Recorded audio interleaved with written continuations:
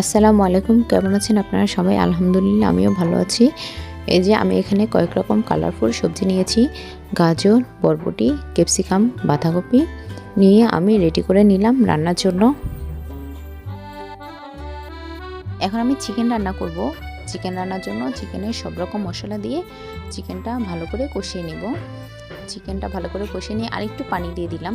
চিকেনটা কালারটাও চেঞ্জ হয়ে এসেছে, রান্নাটাও প্রায় হয়ে এসেছে। এই যে আমার চিকেন রান্নাও প্রায় কমপ্লিট। এখন আমি নামিয়ে নিব। নামিয়ে চিকেনটা সার্ভ করে নিলাম। এখন ভেজিটেবল রান্না করব। ভেজিটেবলটা প্রথমে একটু সিদ্ধ করে নিব। সিদ্ধ করে নিয়ে হালকা একটু সিদ্ধ করে নিয়ে এখন আমি ভেজিটেবলটা কুক করব। আমি এখানে রান্নাটা দেখাইনি, ভিডিওটা কেটে কেটে করেছি। আমার ভেজিটেবল রান্নাটাও প্রায় কমপ্লিট। এই যে ভেজিটেবলও হয়ে এসেছে, আমি এবার নামিয়ে নিলাম।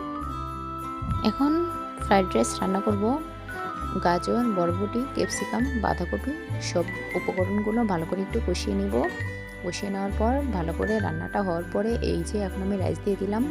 রাইসটা এবং ভেজিটেবলটা ভালো করে একসাথে মিক্স করে নিব। ভেজিটেবলটা এবং রাইসটা ভালো করে মিক্স করে নেওয়ার পর এই যে আমার রান্না কমপ্লিট।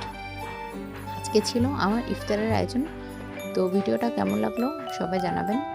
সবাই ভালো থাকবেন, সুস্থ থাকবেন। আসসালামু আলাইকুম।